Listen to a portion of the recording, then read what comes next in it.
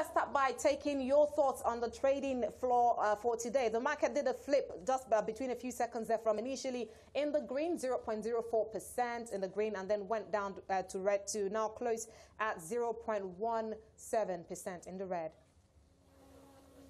Thank you very much. We've seen a lot of activities in the market, and with the current price of crude oil increases, we expect boosting of confidence in the equity market as the year runs out. So it is a normal for you? Yes, it is expected as economic activities will continue to get traction along the year. So let's go straight to the crux of the matter. So oil prices now dancing initially earlier trade today between $85 and $80 per barrel. Now conversations have moved even to, it could go as high as $100 per barrel. Conversations and debates are already ongoing in that area, with some of the information taking a nod at Nigeria for not joining in the conversation as of now. But first, let's have a look at your thoughts on the direct impact of this for the banking sector. Thank you very much. As you said earlier in your introduction, that Brent oil prices reached a 4-year high and is hovering around $80 per barrel to $85 per barrel. And this is very positive for the banking sector. As you know very well that the oil sector prices, as they increase, is going to boost our FG revenue and receipts in the oil sector. And you know, the oil sector in Nigeria has a multiplier effect on other aspects of the economy, other sectors like manufacturing, construction, ICT, and banking. So we're expecting this to have a greater impact on Q4 GDP estimates in the course of the year. Robert, I'm curious to know, what's your outlook for oil going forward?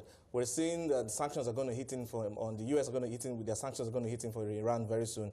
What do you make of what's going to happen with prices around that time then? Yeah, we're expecting prices to go up. As you said, the current tension between Iran and the U.S. Major contributor to that. But amidst that as well, trying to regulate supply amongst the OPEC countries is another issue aside the U.S. and Iran issue. So we're expecting oil price to keep going 10 upwards in the course of the year.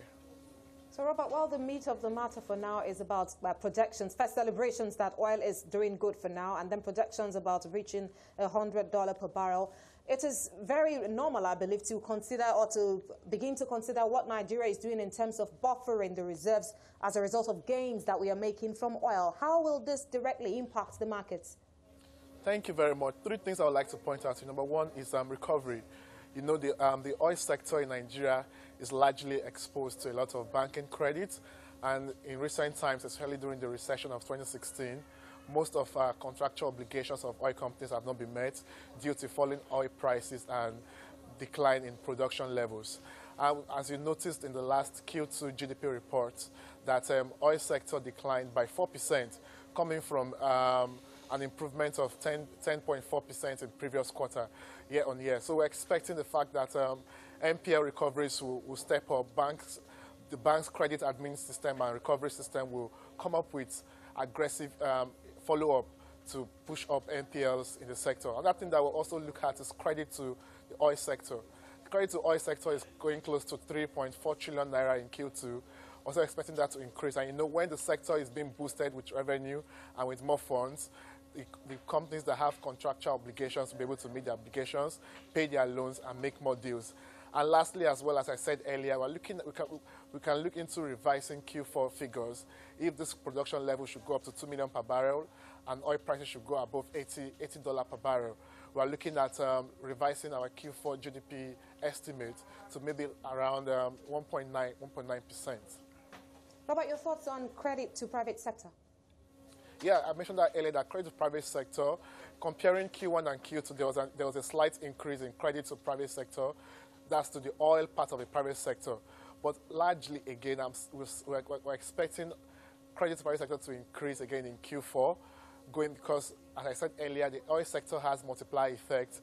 As government revenues will increase, government will be able to meet contractual obligations to contractors in manufacturing, in construction, which will have a ripple effect as well in the economy. So as we wind down the quarter, Robert, where do you see prices peaking at? Prices will be around, let's say, $85 to $90 per barrel.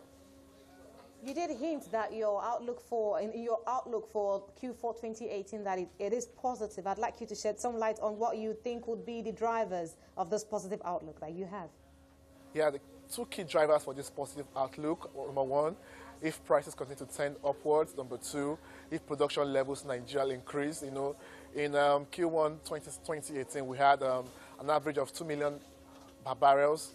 It declined to 1.84 in the last Q2 report. So we're looking at sustaining the increase in oil supply and production, as well as increase in prices. This will help the economic outlook to continue to increase as government increases their receipts and revenues. Robert, so as we're seeing these prices going up, as you mentioned, how do you see this affecting other sectors, particularly a sector like the telecoms? Yeah, a sector like telecoms contribute close to 8% to GDP. As well, you know, the telecom sector in Nigeria is a very exciting demographic. Number of people who have access to mobile phones increasing, mobile penetration is increasing, internet access is increasing. So we're going to see more investment, even though the industry was plagued recently with non-performing loans. But on the back of that, we're also seeing improvement in credits to that sector as they continue to look for ways to expand their customer base. Quickly, Rob, before we let you go, your thoughts on investor sentiments regarding Nigeria's telco space at this time, and information reaching us on a possible pullout of IPO by MTN, which intended to list, according to reports. IPO by MTN, number one, MTN is a multinational company.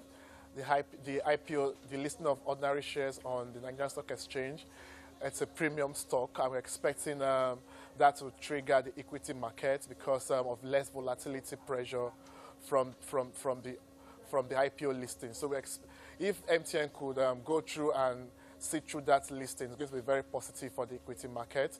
Also expect other multinationals to come on board as well as enlist their listing on NSE.